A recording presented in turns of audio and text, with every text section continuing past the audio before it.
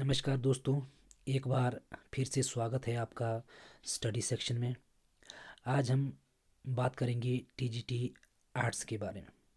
TGT arts में किस तरीके से पॉलिटिकल साइंस सेक्शन आता है उसके बारे में हम आज विस्तार से चर्चा करेंगे। इसमें हम देखेंगे कि जो 2019 में टीजीटी आर्ट्स का कमीशन हुआ था हिमाचल प्रदेश में, उसमें किस तरीके से पॉलिटिकल साइंस के क्वेश्चन पूछे गए थे और हमें किन किन विषयों को पढ़ना चाहिए पॉलिटिकल साइंस में, जो कि हमें आने वाले हर एग्ज़ाम में सहायता करेंगे। तो आइए देखते हैं कि 2019 का जो क्वेश्चन पेपर है टीजीटी आर्ट्स का, उसमें किस तरीके से पॉलिटिकल साइंस का सेक्शन आया हुआ है और किस तरीके से उसमें क्वेश्चन पूछे गए हुए हैं। पहला क्वेश्चन है, भारतीय संविधान की मूल प्रत संरक्षित है, यानी कि the original constitution of India is preserved इन भारत का पुरातत्व सर्वेक्षण में, बी राष्ट्रपति भवन में, सी प्रधानमंत्री भवन में, डी संसद भवन में। तो दोस्तों इसका सही जो उत्तर है वो है डी, यानी कि संसद भवन में। भारतीय संविधान की मूल प्रत संरक्षित है संसद भवन में। अगला क्वेश्चन है, भारतीय संविधान की प्रस्तावना में समाजवादी और धर्मनिरपेक्ष शब्दों को किस संशोधन द्वारा जोड़ा गया। ठीक है, जो भारत की प्रस्तावना है काफ़ी छोटी है। मैं यहाँ आप लोगों को सुजेस्ट करना चाहूँगा कि आप प्रस्तावना को ज़रूर पढ़ें, ज़्यादा लंबी नहीं है। उसे हमारे संविधान की आत्मा भी कहा जाता है। उसमें जैसे सोशलिस्ट शब्द है, धर्मनिरपेक्ष शब्द है, ठीक है, आर्थिक न्याय की बात उसमें की गई है। तो यहाँ से हर बार किसी न किसी जो कॉम्पिटिटिव एग्ज़ाम होता है उसमें इसका क्वेश्चन ज़रूर आता है। तो आप प्रस्तावना को ज़रूर पढ़ें, ठीक है। भारत की जो प्रस्तावना है उससे बहुत सारे क्वेश्चन बनते हैं। तो इस क्वेश्चन में कहा गया है कि जो समाजवादी धर्मनिरपेक्ष शब्दों को किस संशोधन द्वारा जोड़ा गया है। इसका सही उत्तर है 42, ठीक है, यानी कि सी 42nd अमेंडमेंट, जो 42वां संविधान संशोधन हुआ था उसमें समाजवादी और धर्मनिरपेक्ष जो शब्द थे उन्हें प्रस्तावना में जोड़ा गया था। अगला क्वेश्चन है, कोई व्यक्ति भारत का नागरिक नहीं होगा यदि वो, यानी कि कोई व्यक्ति भारत का नागरिक नहीं होगा यदि वो इनमें से कोई एक कार्य को अपनाता है, या इनमें से अगर कोई कार्य करता है तो वह भारत का नागरिक नहीं गिना जाएगा। ए स्वेच्छा से अन्य देश की नागरिकता अर्जित करना या करता है, बी अन्य देश में रोजगार स्वीकार करता है, या ऑप्शन सी किसी विदेशी न्यायालय द्वारा अभियोगित किया गया है, यानी कि been convicted by a foreign code of law, उसे कन्विक्टेड घोषित किया गया है किसी फॉरेन न्यायालय के द्वारा, डी 5 वर्षों से अधिक के लिए विदेश में रह रहा हो। तो दोस्तों इसका सही उत्तर होगा ए, यानी कि स्वेच्छा से अन्य देश की नागरिकता अर्जित करता है तो ऐसा व्यक्ति भारत का नागरिक नहीं गिना जाएगा, ठीक है, वो भारत का नागरिक नहीं होगा।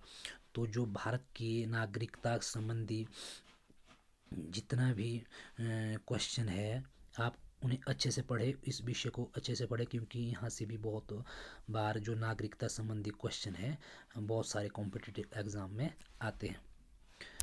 अगला प्रश्न है, निम्न में से कौन सी खंडन प्राधिकरण का आदेश प्राप्त करने का प्रयत्न करती है, यानी कि जो रिट्स की बात की गई है, आर्टिकल 32 5 रिट्स की बात की गई है, ठीक है। कोई भी नागरिक रिट्स को फाइल करके अपने अधिकारों के लिए न्याय मांग सकता है सुप्रीम कोर्ट से। यह सुप्रीम कोर्ट्स में रिट्स की जो बात की गई है आर्टिकल 32। इसके अलावा 226 आर्टिकल जो है भारतीय संविधान का, उसमें आप हाई कोर्ट में रिट्स फाइल या याचिका दायर कर सकते हैं। तो इसमें कहा गया है कि निम्न में से कौन सी खंडन प्राधिकरण का आदेश प्राप्त करने का प्रयत्न करती है? बंदी प्रत्यक्षिक, परमादेश, उत्प्रेक्षण लेख, अधिकार परीक्षा। तो दोस्तों इसका सही उत्तर होगा ऑप्शन सी, उत्प्रेक्षण लेख, यानी कि सर्श्योरी रिट्स जो है वो क्या करती हैं, प्राधिकरण का आदेश प्राप्त करने का प्रयत्न करती है। ठीक है, तो जो रिट्स है जो 32 आर्टिकल में दी गई है, यहाँ से भी बहुत बार प्रश्न आते हैं, तो आपको चाहिए कि इन्हें भी अच्छे से इनका रिवीजन करें, इन्हें पढ़ें। ठीक है, यहाँ से बहुत बार क्वेश्चन बहुत सारे एग्जाम में आते हैं। आइए अगला क्वेश्चन देखते हैं हम। भारतीय संविधान का कौन सा अनुच्छेद, भारतीय संविधान का कौन सा अनुच्छेद सुनिश्चित करता है कि राज्य के नीति निर्देशक सिद्धांतों को किसी न्यायालय द्वारा लागू नहीं कराया जा सकता? ठीक है, यहाँ कहा गया है कि जो हमारे डायरेक्टिव प्रिंसिपल दिए गए हैं, डायरेक्टिव प्रिंसिपल दिए गए हैं 36 टू 51 तक। ठीक है, 51 तक डायरेक्टिव प्रिंसिपल्स की बात की गई, और जो डायरेक्टिव प्रिंसिपल है उन्हें फंडामेंटल जो राइट्स दिए गए हैं उनकी तरह कोर्ट द्वारा लागू नहीं करवाया जा सकता। ठीक है, या सुप्रीम कोर्ट या हाई कोर्ट के द्वारा। इसमें कहा गया है कि न्यायालय द्वारा लागू नहीं किया जा सकता है। ये किस अनुच्छेद में ये बात कही गई है? अनुच्छेद 33, अनुच्छेद 37, अनुच्छेद 41, अनुच्छेद 51A। तो दोस्तों ये बात की गई है अनुच्छेद 37।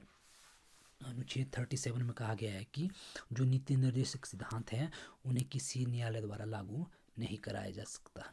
ये राज्य सरकार या केंद्र सरकार के विवेक पर निर्भर करता है कि इनमें से जितने भी ये डायरेक्टिव प्रिंसिपल दिए गए हैं उनको कानूनी रूप देना है या नहीं देना है। ठीक है, इसके लिए हम किसी न्यायालय में नहीं जा सकते।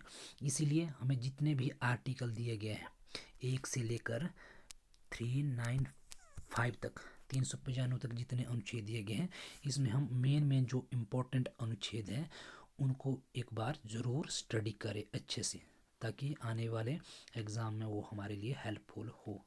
और हर बार जितने भी आपके कॉम्पिटिटिव एग्ज़ाम होते हैं तो पॉलिटिकल साइंस में अनुच्छेद से 1 या 2 क्वेश्चन ज़रूर आते हैं। ठीक है, तो आप अनुच्छेद को अच्छे से पढ़ लें। अगला क्वेश्चन, मंत्री परिषद सामूहिक रूप से किसके प्रति उत्तरदायी होती है? यानी कि जो मंत्री परिषद है वो सामूहिक रूप से किसके प्रति उत्तरदायी होती है? राष्ट्रपति, संसद, लोकसभा या राज्यसभा? तो दोस्तों इसका सही उत्तर होगा संसद के, संसद नहीं, जो मंत्री परिषद है सामूहिक रूप से लोकसभा के प्रति वो उत्तरदायी होती है। ठीक है, ये बात कही गई है आर्टिकल 75 में। ठीक है, जो मंत्री परिषद होगी वो सामूहिक रूप से लोकसभा के प्रति उत्तरदायी होगी। अगला क्वेश्चन है, भारत का प्रधानमंत्री बनने के लिए न्यूनतम आयु कितनी है यदि वो राज्यसभा का एक सदस्य है? ठीक है, यहाँ कहा गया कि अगर राज्यसभा का कोई सदस्य है तो प्रधानमंत्री बनने के लिए उसकी न्यूनतम आयु कितनी होनी चाहिए? ठीक है, आपको पता है राज्यसभा के लिए न्यूनतम आयु कितनी है? 30 साल, लोकसभा के लिए 25 साल। ठीक है, अब राज्यसभा से प्रधानमंत्री बनेगा तो उसकी आयु कितनी होनी चाहिए? 30 वर्ष। ठीक है, तो इसका सही उत्तर होगा बी, 30 वर्ष। अगला प्रश्न है, राज्य विधान परिषद के कितने सदस्य विधानसभा द्वारा चुने जाते हैं? ठीक है, आपको पता है कि हर राज्य में एक विधान परिषद होती है। ठीक है, एक विधान सभा होती है, विधान सभा। ठीक है, 2 सदन होते हैं, लेकिन ये ज़रूरी नहीं कि हर राज्य में विधान परिषद हो। ये विधान परिषद कुछ एक राज्यों में है और कुछ एक राज्यों में नहीं भी है, और मैक्सिमम जितने भी राज्य हैं उसमें सिर्फ एक ही सदन है, विधानसभा। ठीक है, जैसे केंद्र में एक लोकसभा है, दूसरा राज्यसभा है, 2 सदन है, उसी तरह से राज्य में एक विधान परिषद होती है, दूसरी विधान सभा होती है। तो इसमें कहा गया है कि राज्य विधान परिषद कितने सदस्य विधानसभा द्वारा चुने जाते हैं, विधानसभा कितने सदस्य विधान परिषद के लिए चुनती है। तो इसका सही उत्तर होगा ऑप्शन बी, यानी कि 1/3 सदस्य विधानसभा विधान परिषद के लिए चुनती है। अगला प्रश्न है, सर्वोच्च न्यायालय राष्ट्रपति और उपराष्ट्रपति के चुनाव विवादों को निपटाने में सशक्त है।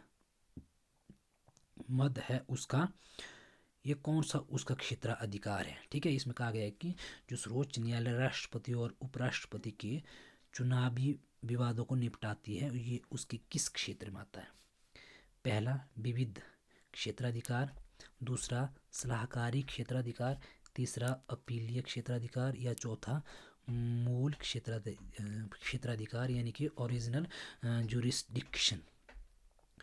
तो इसका जो सही उत्तर होगा वो होगा ऑप्शन डी, यानी कि जो राष्ट्रपति हैं और उपराष्ट्रपति के जो चुनावी विवाद होते हैं उनको निपटाने का जो सुप्रीम कोर्ट का क्षेत्राधिकार है वो आता है मूल क्षेत्राधिकार। ठीक है, तो राष्ट्रपति को भी हमें अच्छे से पढ़ना चाहिए, और उपराष्ट्रपति से इसकी नियुक्ति कौन करता है। ठीक है, ये मेरा उपराष्ट्रपति किस समय और किसको अपना त्याग पत्र दे सकता है, इसके बारे में भी हमें अच्छे से पढ़ना चाहिए, ताकि आने वाले हर एक एग्ज़ाम में पॉलिटिकल साइंस से हमारा कोई भी क्वेश्चन ना छूटे।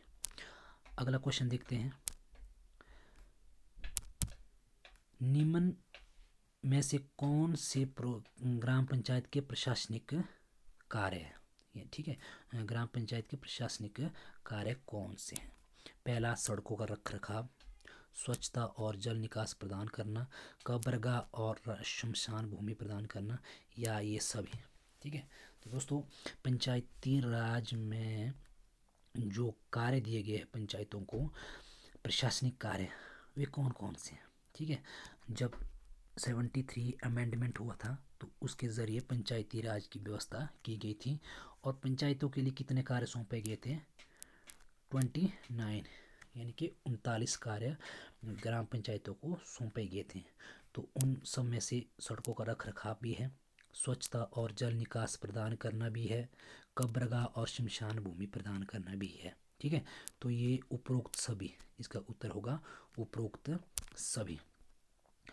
अगला प्रश्न है, आपातकाल के दौरान निम्न सभी मूल अधिकार निलंबित हो जाते हैं। ठीक है, जितने भी आपके अधिकार दिए गए हैं, आर्टिकल 19 के हो या 14 से लेकर 32 तक के हो, ठीक है, जितने भी आपके मुख्य मूलाधिकार है, जब देश में आपातकाल लगता है तो उस समय सारे आपके मूल अधिकार क्या हो जाते हैं, सस्पेंड हो जाते हैं, आपको वे अधिकार नहीं मिलते। जैसे शस्त्रों के बिना सभा करने की जो आपकी स्वतंत्रता है, वाक और अभिव्यक्ति की जो स्वतंत्रता है, या फ्रीडम ऑफ एसोसिएशन यानी कि संगठन या सहचार्य की बनाने की स्वतंत्रता है, या आपकी पर्सनल लिबर्टी है। ठीक है, ये सारे अधिकार आपको दिए गए हैं। लेकिन आपातकाल के समय कौन सा ऐसा अधिकार है जो निलंबित नहीं होता, जो आपका बना रहता है। तो दोस्तों इसका सही उत्तर होगा ऑप्शन डी, यानी कि जो पर्सनल लिबर्टी है। आपातकाल इमरजेंसी, मैं चाहूँगा कि इसे आप अच्छे से इस टॉपिक को पढ़े। पॉलिटिकल साइंस में हर बार यहाँ से कोई ना कोई क्वेश्चन ज़रूर आता है कि आपातकाल, कौन से आपातकाल की व्यवस्था किस अनुच्छेद में की गई है, कौन से आपातकाल में क्या व्यवस्था की गई है। ठीक है, और किस आपातकाल को किसकी सिफारिश पर लगाया जाता है। तो ये विषय बहुत इम्पोर्टेंट है पॉलिटिकल साइंस में। ठीक है, अब बात करते हैं कि जो व्यक्ति या पर्सनल लिबर्टी होती है इंसान की, वो आपातकाल के समय सस्पेंड या निलंबित नहीं होती। अगला प्रश्न है, भारत का योजना आयोग था एक, जो भारत का योजना आयोग था अब इसे किस में बदला गया है, नीति आयोग में, ठीक है, नीति आयोग में इसको चेंज कर दिया गया है, ठीक है। तो ये कह रहा है कि इससे पहले जो योजना आयोग था वो संवैधानिक निकाय था या कार्यकारी निकाय था या सांविधिक निकाय था या इनमें से कोई नहीं। तो दोस्तों जो योजना आयोग था वो एक एग्जीक्यूटिव बॉडी थी, ठीक है, एग्जीक्यूटिव बॉडी, कार्यकारी निकाय, ठीक है। कुछ निकाय ऐसे होते हैं जिनकी व्यवस्था संविधान में की गई होती है, ठीक है। जैसे वित्त आयोग है, उसकी वित्त आयोग उसकी व्यवस्था भारतीय संविधान के आर्टिकल 280 में की गई, ठीक है। इस तरह के कुछ आयोग है या निकाय हैं जिनकी व्यवस्था संविधान में की गई है, उन्हें हम कहते हैं संवैधानिक निकाय।